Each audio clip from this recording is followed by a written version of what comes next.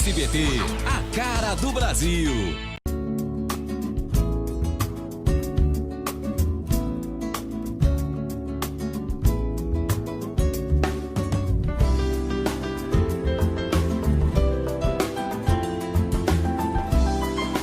Programa Semeando em Vida, a palavra de Deus suprindo vida para você e sua família. Shalom, amada igreja, shalom, amados em Cristo, shalom aqueles que também não conhecem a Jesus. Meu nome é Paulo Berlim Pérez, pastor do Ministério Sementes de Cristo, e quero compartilhar mais uma vez a palavra poderosa do Reino de Deus, a palavra que nos mostra o amor de Deus, que nos constrange com o seu amor, que nos consola nos momentos das adversidades e que nos mostra que há uma esperança vindoura, há uma esperança de vida eterna, uma esperança de paz e alegria no autor e consumador da nossa fé. Por isso, amados, sempre que nós ouvimos a palavra, nós vamos receber algo que vem da parte de Deus. Não é algo para induzi-lo, não é algo para engodá-lo, para enganá-lo. É simplesmente a palavra poderosa de Deus que nos impulsiona a viver melhor, que nos impulsiona a ter uma novidade de vida, algo de bom que nós não éramos ou não exercíamos e agora passamos a viver e a exercer. Porque a palavra de Deus, amados, quando nós realmente entregamos a nossa vida a Jesus, nós nos rendemos a Ele e de coração nos convertemos a Ele, nós verdadeiramente somos novas criaturas. Por quê? Porque as nossas atitudes e o nosso comportamento não pode permanecer como era outrora, como era antigamente. As nossas atitudes rudes, severas, agressivas, pecaminosas, constrangedoras, não podem mais fazer parte da nossa vida constantemente como faziam antes. É claro que eu e você vamos pecar na nossa trajetória de vida, amados. Mas nós precisamos entender que a cada dia, a cada manhã, num recomeço de um novo dia, há uma esperança para que eu consiga vencer todas essas adversidades e colocando sempre o Senhor à frente, colocando sempre o Senhor em todas as coisas, amados. E nós veremos a diferença que há entre um homem e uma mulher que serve a Deus e um homem e uma mulher que não servem a Deus. Então, amados, eu quero compartilhar, está em Josué, Antigo Testamento. Josué, que foi o sucessor de Moisés, após a sua morte, Deus traz uma palavra de consolo, de vigor, uma palavra de esperança e uma promessa a Josué. A palavra de Deus, nós vamos ler o capítulo 1, nós vamos ler 3 versículos que fala sobre esse diálogo, ou esta direção que Deus dá a Josué. Olha o que diz o texto, capítulo 1, versículo 5, verso 5, diz assim: Ninguém te poderá resistir todos os dias da tua vida. Como fui com Moisés, assim serei contigo. Não te deixarei, nem te desampararei. Amado, isso está falando sobre um consolo, o consolo de Deus e o encorajamento para que ele prossiga, para que ele avance, para que ele tenha, sim, convicção de que Deus o consolará nos momentos da adversidade e Deus está encorajando agora Josué para que ele avance. A palavra é clara: não te deixarei e nem te desampararei. Amados, esta palavra de consolo e encorajamento, ela não é restrita a Josué, ela não é restrita aos homens que viveram ouvindo a voz de Deus quando ainda não era manifesta a ação do Espírito Santo. Aqui o próprio Deus falava com os profetas, falava com os seus filhos, né? Aqueles que se constrangeram com o seu amor e viviam em conexão com Deus, ou seja, ouvindo a voz de Deus, ouvindo a vontade de Deus. Quando nós olhamos para esse texto, amados, nós vemos algo tremendo. Sabe, Josué tinha como líder, o povo hebreu tinha como líder Moisés. Após a sua morte, Josué assume a identidade dessa liderança. Josué assume agora conduzir o povo, dar trajetória naquilo que foi instituído a Moisés. Então, nesse momento, amados, no verso 7 diz assim: tão somente ser forte e muito corajoso, para teres o cuidado de fazer segundo toda a lei que o meu servo Moisés te ordenou. Dela não te desvies, nem para a direita, nem para a esquerda, para que sejais bem-sucedidos por onde quer que andares. Aqui mostra uma aprovação do líder que antecedia Josué, Moisés. A palavra de Deus diz: medita, dia e noite, ou faz segundo toda a lei a qual o meu servo te ordenou, meu servo Moisés te ordenou. Nela não te desvie nem para a esquerda nem para a direita, para que sejas bem-sucedido por onde quer que andares. Ou seja, amados, a palavra é clara. Ela está dando uma direção de conduta ética, de disciplina, de cumprimento de lei, de cumprimento de regras. E nenhum homem, esta é uma situação de realidade absoluta, nenhum homem e nenhuma mulher que infringe regras, leis, diretrizes, parâmetros, ordenanças, amados, não há possibilidade de ser bem-sucedido naquilo que ele se propôs a fazer honestamente. Aí você pode pensar, mas muitos são bem-sucedidos e não agem dessa forma. Amados, cada um pensa de uma forma. O critério de bem-sucedido é quando um homem trabalha, exerce suas funções, suas tarefas no decorrer da sua trajetória, ou por herança dos seus pais, ou por um trabalho, um segmento daquilo que os seus pais produziram, trabalharam, e ele dá uma continuidade, ou conforme a sua produção, através da mão de obra, de serviço, ou até mesmo de um empreendimento. É assim a vida de um homem que é bem-sucedido, de acordo com as diretrizes, de acordo com as regras, as leis. Agora, existem homens que não caracterizam bem-sucedidos, caracterizam homens que enriqueceram ilicitamente, se corrompendo conforme tantas coisas que lhe foram propostas. Há uma diferença muito grande. Há uma diferença de enriquecimento lícito e há uma diferença no qual estabelece enriquecimento ilícito.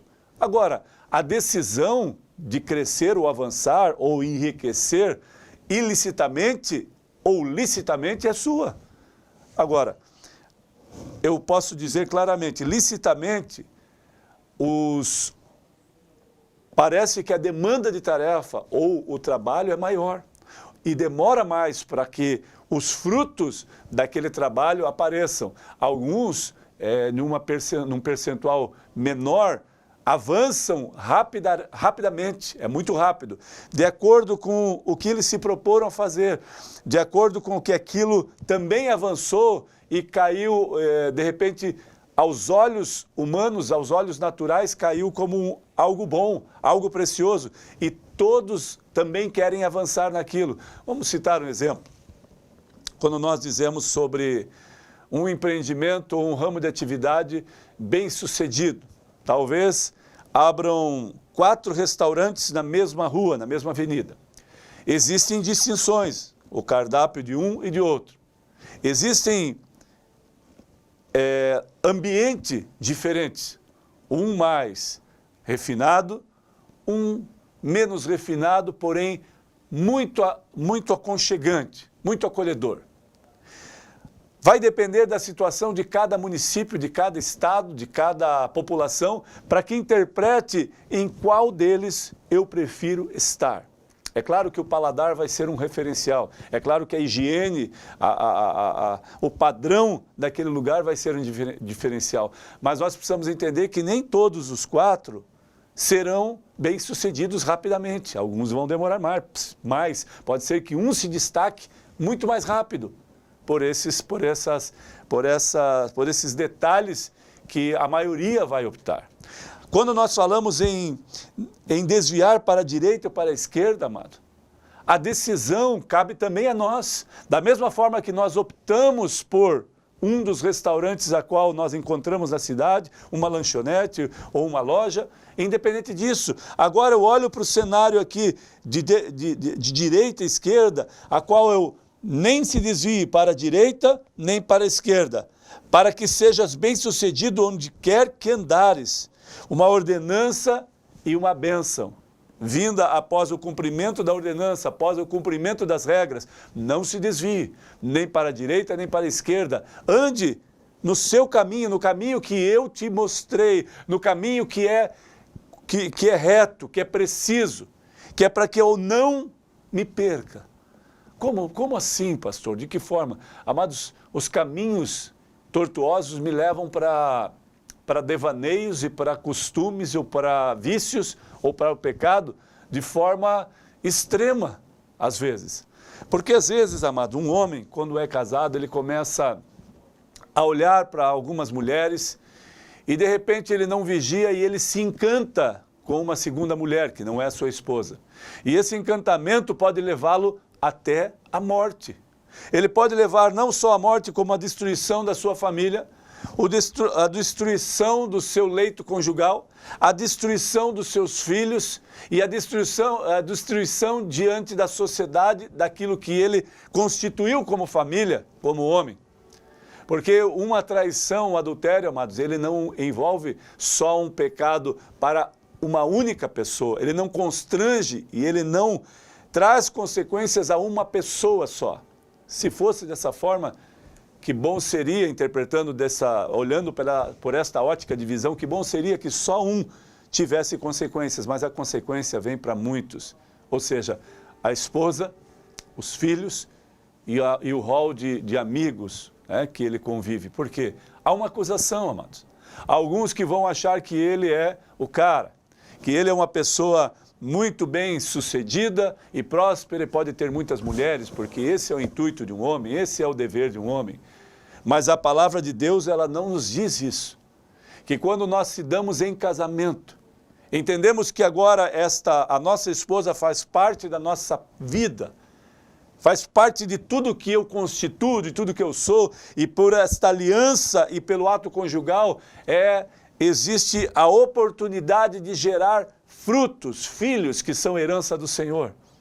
E quando Deus nos dá o privilégio de sermos casados, de alicerçar uma família arraigada nele, firmada no Senhor, na rocha, amados, nós não vamos desviar para a esquerda ou para a direita.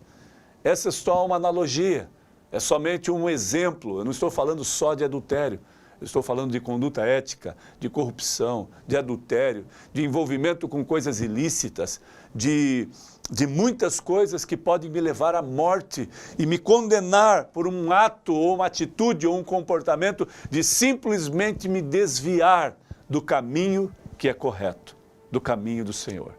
Jesus disse, amado, eu sou o caminho, a verdade e a vida. Ninguém vai ao Pai senão por mim. Ele está dizendo, eu sou o caminho, eu sou o melhor caminho, eu sou aquele que te direciona no melhor, no projeto de Deus para a tua vida. Talvez alguns não acreditem nisso, talvez alguns, amados, os ateus, eles questionam que isso seria muito grande, gostariam de acreditar nisso, mas não podem acreditar porque isso é só uma ilusão, é só um paradigma. Agora, para que eu acredite nisso, é necessário eu exercer a minha fé. E a fé provém do próprio Deus, é a ação do Espírito Santo em nossa vida. Agora, se eu não tenho fé, é impossível agradar a Deus e é impossível que eu acredite nestas coisas. Eu sou o caminho, Jesus diz. A verdade está nele, absoluta, plena. Eu sou o caminho, a verdade e a vida. A vida está no segmento deste caminho ao qual ele nos propôs. Eu sou o caminho, a verdade, viver na verdade que é o Senhor, que está nele. Eu sou o caminho, a verdade e a vida, para que eu tenha vida e vida com abundância. E aí ele diz para Josué, o Senhor fala para Josué, tão somente ser forte e muito corajoso. Por que forte e muito corajoso? Amados, os valentes, os fortes, eu não estou dizendo em homens fortes de academia, que fazem halterofilismo ou fisiculturismo, participam de eventos, não tenho nada contra isso, é um esporte como outro qualquer e beneficia o corpo, né, da pessoa. os órgãos internos, o condicionamento físico. Agora, nós precisamos entender que não é desta força que ele está falando, não é desta coragem, ele está falando para que eu enfrente as adversidades, eu esteja caminhando no caminho do Senhor, nem para a direita nem para a esquerda, e se é que eu vou desviar, que eu tenha coragem. Não, eu preciso endireitar, eu preciso seguir em frente. E aí nós olhamos para o cenário no verso 7 dizendo, ser forte e muito corajoso. É necessário para que um homem e uma mulher ultrapasse, rompa em fé as adversidades, nós precisamos ser fortes e corajosos. E como ser forte? No momento de extrema tribulação, no momento de extrema angústia. O fortalecimento vem dele, amado. Nos impossibilita ser forte no momento da adversidade, se não for por ele e se não for nele. E como, pastor? Nele e por ele. Nele porque eu deposito total e plena confiança nele. Nele porque a minha esperança está nele. Nele porque a minha fé está firmada no autor e consumador da minha fé, da nossa fé. Nele porque ele é dotado de toda a sabedoria, de todo o poder, de toda a glória. Nele está toda a ciência, nele está toda a força, nele está toda a alegria, nele está todo o consolo. É nesse Deus a qual eu deposito a minha esperança, a minha convicção de fé e o meu coração. Verso 9. Não te mandei eu ser forte e corajoso.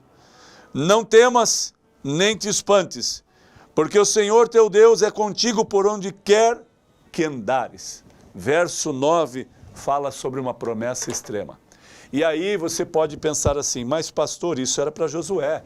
Esse texto e o contexto está envolvendo uma trajetória a qual Josué assume agora a liderança do povo hebreu na morte de Moisés. Sim, amados, mas uma promessa de convicção, de força, porque estarei convosco até o fim, ou por onde quer que andares. A palavra diz, por onde o Senhor, o teu Deus, é contigo, por onde quer que andares. Jesus disse que Ele estaria conosco até o fim, na ação do Espírito Santo. Jesus fala, né, quando Ele vai ao Pai, eis que subirei aos céus, estarei com o Pai, mas não vos deixarei sós, deixarei convosco o Espírito Santo, o Consolador, todos os dias, até o fim da nossa trajetória, até o sono profundo, ou a morte, ou até a vinda do Senhor da glória. Amados, a palavra é clara, é poderosa, uma promessa não só para Josué. Não te mandei eu ser forte e corajoso. Não temas, nem te espantes, porque o Senhor teu Deus é contigo por onde quer que andares. O Senhor Deus é contigo, amado. Mas você, para que isso seja um benefício de Deus, amados, nós precisamos entender. Se eu ando no pecado, se eu ando na transgressão, Deus ainda continua me amando? Certamente. A palavra dele nos diz isso. Ele ama o pecador. Mas ele não pode fazer parte, inserido neste contexto de pecado. Ele está olhando, ele está te mostrando através da ação do Espírito Santo a maneira que você está conduzindo a tua vida, mas a decisão de voltar ao caminho, nele, é sua. A decisão de ser forte e corajoso nele é sua, é minha e tua. Nós decidimos descansar nele, esperar nele, por quê? Quando vêm as afrontas, as adversidades, amados, ele é a nossa justiça, ele é o nosso consolo. Descanse no Senhor, ser forte e muito corajoso. Não te mandei eu, ser forte e muito corajoso. Palavras do Senhor para mim e para a tua vida. De repente você acha, não, esse é um cenário só para Josué. Não, amado, é para todos nós. Para todos aqueles que creem, que confiam em Deus. E Ele estará conosco em todo o tempo, por onde quer que andemos. Fará parte do pecado se entrarmos num lugar em pecado? Não. Ele estará conosco, Ele estará nos vendo, mas não faz parte do pecado.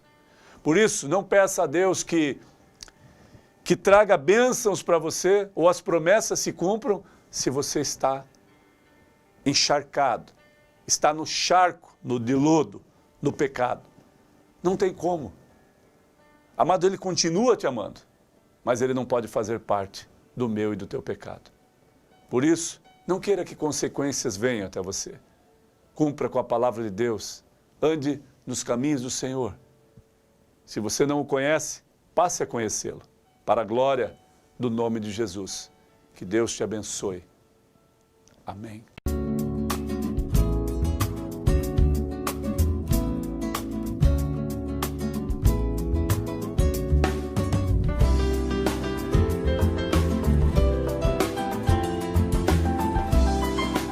Programa Semeando em Vida. A palavra de Deus suprindo vida para você e sua família. SBT, a cara do Brasil.